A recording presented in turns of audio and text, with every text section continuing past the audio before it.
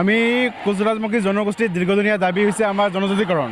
আমি বহুত দিন ধৰি যুঁজি আছোঁ যে আমাক জনজাতিকৰণ লাগে, কিন্তু আমি আশা কৰিছিলোঁ যে এইবাৰ যি বাজেট চলি আছে অধিৱেশনত আমাৰ এই জনজাতিকৰণটো থাকিব, কিন্তু আমি গম পালোঁ যে বিশেষ সূত্ৰৰ যোগে আমাৰ জনজাতিকৰণ পৰিক্ৰমা মন্ত্ৰী মাননীয় ৰমেশ মেগী ডাঙৰীয়াই অলৰেডি ছাবমিট কৰিছে যে এইবাৰ আগন্তুক ইলেকশ্যনৰ আগত আমাৰ কোনো জনজাতিকৰণ নহয়।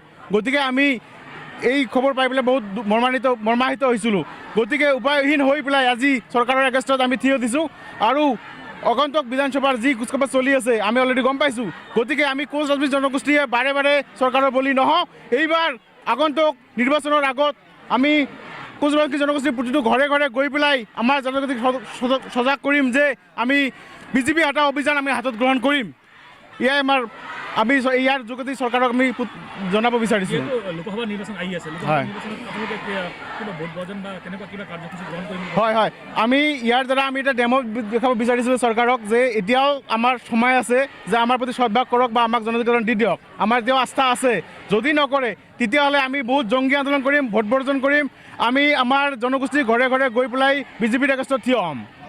অলৰেডি আমি কোচ ৰাজবংশী জনগোষ্ঠীৰ লগতে বিভিন্ন আমাৰ জাতীয় দল সংগঠনে কঁকালত টঙালি বান্ধি নাম ফিল্ডত নামিছোঁ। কালি আকাশে কৈছে, তেওঁলোকেও কৈছে যে লোকসভা নিৰ্বাচনত পূৰ্বে যদি তেওঁলোকক জনজাতিকৰণ নকৰে তেওঁলোকে নিৰ্বাচন বৰ্জন কৰিম বুলি কৈছে। হয়, কালি মানে সংবাদমেলত কৈছে, কি ক'ব বিচাৰে? আমি আক্ৰাচুৱে নহয়, আনডিবেটেড গোৱালপাৰা আক্ৰাচুৱে নহয়, আমাৰ জাতীয় আমাৰ যিখিনি সংগঠন আছে আমি চৰকাৰে ঐক্যবদ্ধ হওঁ। আমি জাতিৰ এগেইনষ্টত আমাৰ এগেইনষ্টত যোনে থিয় হ'ব তাৰ এগেইনষ্টত আমি একেলগে যুঁজ দিম। আমিও বৰ্জন কৰিম, ভোট বৰ্জন কৰিম। নিৰ্বাচনৰ সমাগত কিন্তু বিভিন্ন সময়ত আপোনাৰ প্ৰতিবাদী কাৰ্যসূচী ৰূপায়ণ কৰিছে, কিন্তু আজিলৈকে চৰকাৰে আপোনাৰ দাবী মানি লোৱা নাই। চাওক, এইখন চৰকাৰ যে আমাক প্ৰতাৰণা কৰিব, কাৰণ যোৱা 14 লোকসভা নিৰ্বাচনত নৰেন্দ্ৰ মোদী ডাঙৰীয়াই বঙাইগাঁৱত আহি কৈছিল যে 6 মাহৰ ভিতৰত আমাৰ চৰকাৰ আহিলে আমি জনজাতিকৰণ কৰিম। কাৰণ এতিয়া দেখা গৈছে জনজাতিকৰণৰ নামত প্ৰতিটো নিৰ্বাচনৰ আগে আগে এই চৰকাৰক বোলে আজি বিজেপি কি কংগ্ৰেছ কি প্ৰতিটো নিৰ্বাচনৰ আগত এই জনগোষ্ঠীটোক প্ৰতাৰণা কৰাৰ এটা আমাৰ ছিষ্টেম চলিছে। যেতিয়া ইলেকশ্যন আহিব তেতিয়া ক'ব আমি জনজাতিকৰণ কৰিম, তেতিয়া কোনোবা ক'ব আমি কৰিম, কিন্তু দেখা যায় কামত কোনো চৰকাৰে নকৰে। আমি এটা কথা ক'ব বিচাৰিছোঁ আপোনালোকৰ চেনেলৰ মাধ্যমে, অহা লোকসভা নিৰ্বাচনৰ আগমুহূৰ্তত যদি আমাৰ আনডিবেটেড গোৱালপাৰা কোচ ৰাজবংশী জনগোষ্ঠীক যদি এছটিকৰণ নকৰে, আমি ঘৰে ঘৰে গৈ আমি বিজেপি আমাৰ গাঁৱত ৰাজবংশী গাঁৱত প্ৰৱেশ কৰিব নিদিম। যদি গাঁৱত সোমাই আমি তাৰ পৰা খেদি পঠাম বিজেপিৰ যোনেই নহওক।